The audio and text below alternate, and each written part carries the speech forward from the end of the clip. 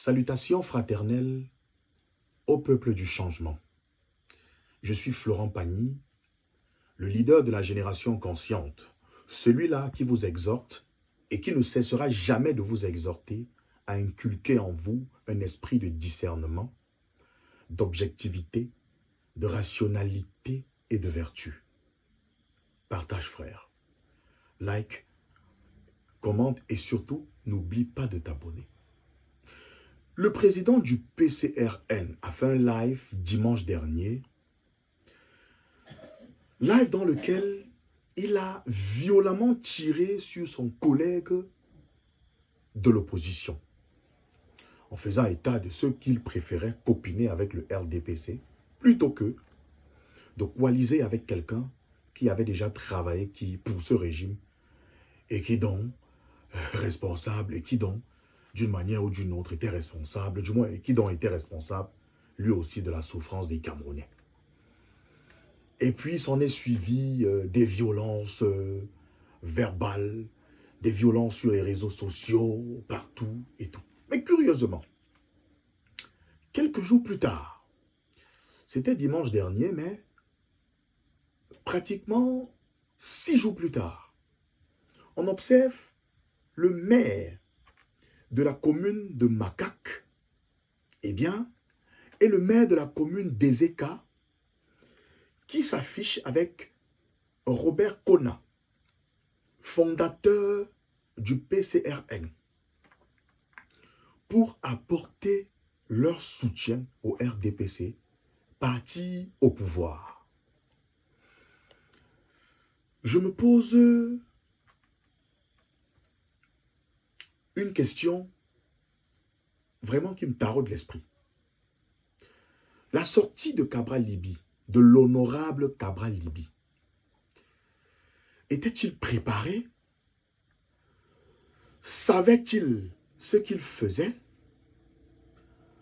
Savait-il ce qui devait se passer? Puisqu'aujourd'hui, il nous parle de trahison. En réalité, nous sommes surpris et nous sommes dépassés de ce revirement de situation. Je dis bien le maire PCRN de la commune de Makak, maire PCRN de la commune d'Ezeka, ont tous fait allégeance au parti au pouvoir en leur témoignant leur soutien et en appelant à la candidature du président de la République, M. Paul Biya. Donc, on se pose alors deux questions. Du moins, on se pose alors une seconde question. Une seconde question qui, bien évidemment, nous taraude l'esprit. Est-ce que Maurice Kamto, celui-là qui a été élu par les Camerounais en 2018, n'avait pas raison de ne pas aller aux élections législatives et municipales de 2020? Pourquoi? Parce qu'en réalité, il y a quelque chose qui se passe, chers internautes. Le peuple n'est pas dupe. Nous nous faisons canaliser. Il parle de trahison.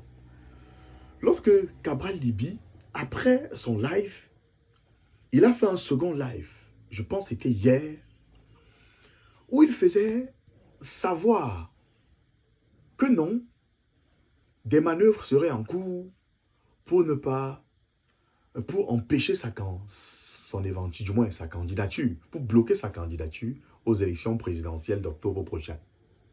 Donc, il savait ce qu'il venait. Vous voyez donc que, même s'il s'agissait d'une trahison, il y aura ce qu'on appelle le RDPC bis. Il y a le PCRN bis, c'est-à-dire 2 PCRN. Et PCRN faction Kona, PCRN faction Libye. Et effectivement, à partir de ce moment-là, la candidature de ces partis serait donc invalidée par Elekam, qui effectivement doit les renvoyer au minable. Même chose, et c'est la même chose qui s'est passée en 2018 avec l'UPC. Et qui se passe encore avec l'UPC? Parce qu'à l'UPC, il y a la faction Bapolipote, il y a la faction effectivement des des Jean Baïbek. Donc, vous voyez donc que on est reparti, on est dans cette tendance-là. Mais je vais dire à l'honorable Cabral Libi et à ses militants que, en réalité, le peuple a compris pour qui vous jouez, pour qui vous roulez. Et je vous dis, parce que j'ai soutenu Cabral Libi en 2016, en 2017 et en 2018, à une semaine des élections du 7 octobre 2018, j'ai compris que ce monsieur était un roublard, qu'il était dans l'esbouf. Et j'ai déserté, j'ai fui. Il dit c'est à la dernière minute. Et j'ai cotisé pour lui, pour sa campagne. Puisqu'il avait lancé, il lançait les collectes à chacun de ses meetings, les gens cotisaient. Moi, j'ai cotisé 20 000, qui n'est rien. Mais j'avais cotisé mes 20 000 pour Cabral Libi. Et donc, aujourd'hui, nous avons compris pour qui est-ce que Cabral Libi, effectivement, roule. Donc, quand il disait que il préfère copiner avec le RDPC plutôt que de coaliser avec ceux qui ont trahi l'opposition, il savait ce qu'il faisait.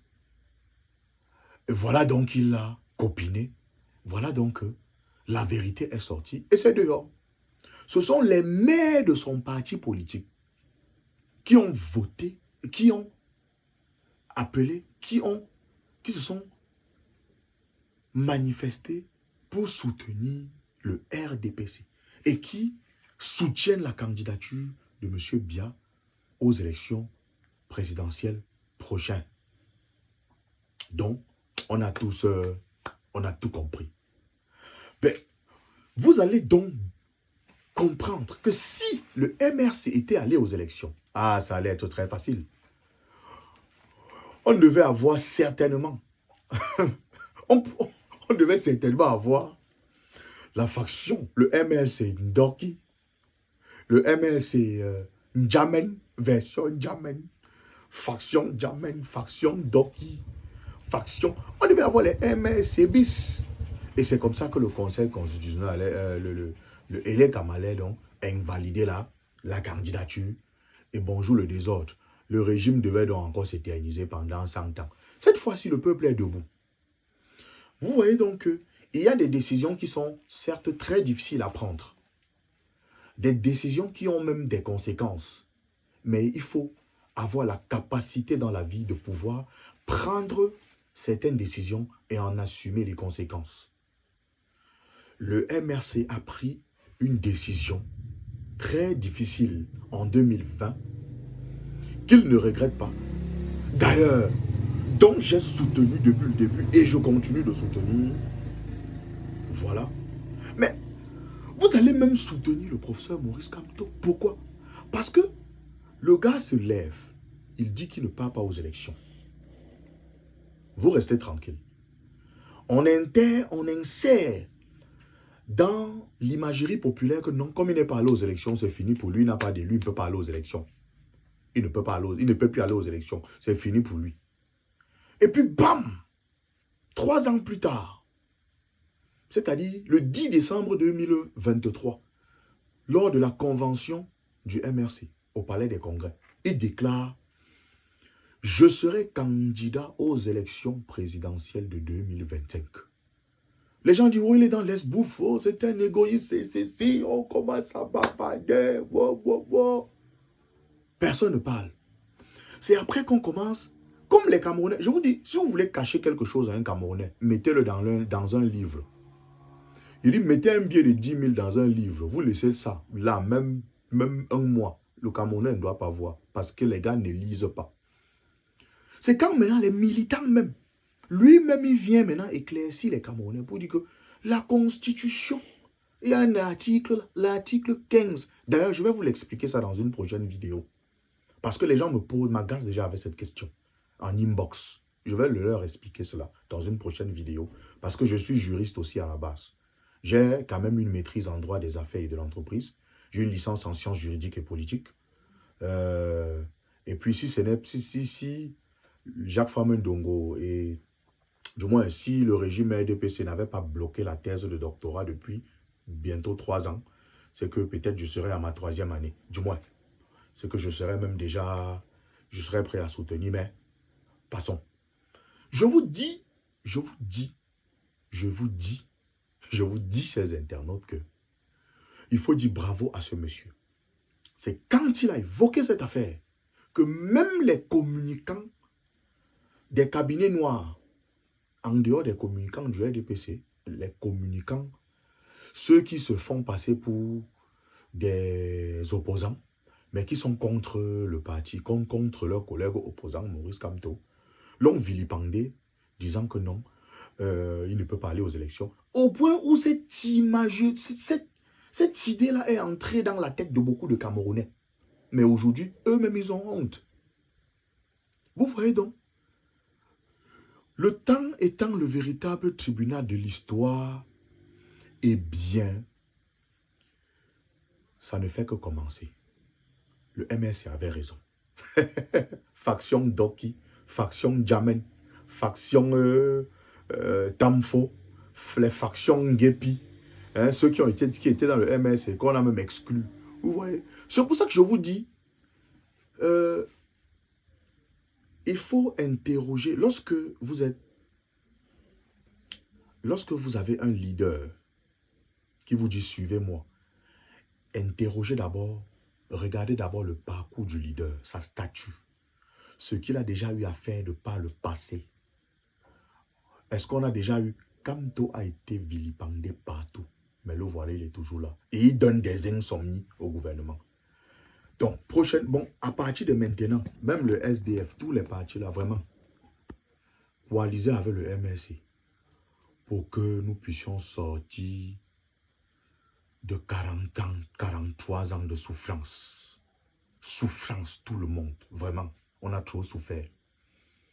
Et laissons les propos haineux, la haine, le tribalisme. Encore qu'il n'y a pas de tribalisme au Cameroun. C'est le parti au pouvoir RDPC, nos hommes politiques qui nous gouvernent. C'est ce groupe d'individus qui ont pris le Cameroun en otage, qui sont responsables de nos souffrances et qui sont de plusieurs ethnies. Je ferai une vidéo là-dessus. Le temps est le véritable tribunal de l'histoire. Enseignons à nos enfants la rationalité, l'objectivité dans l'analyse et enseignons également la vertu à nos enfants. Je vous remercie. Bonsoir.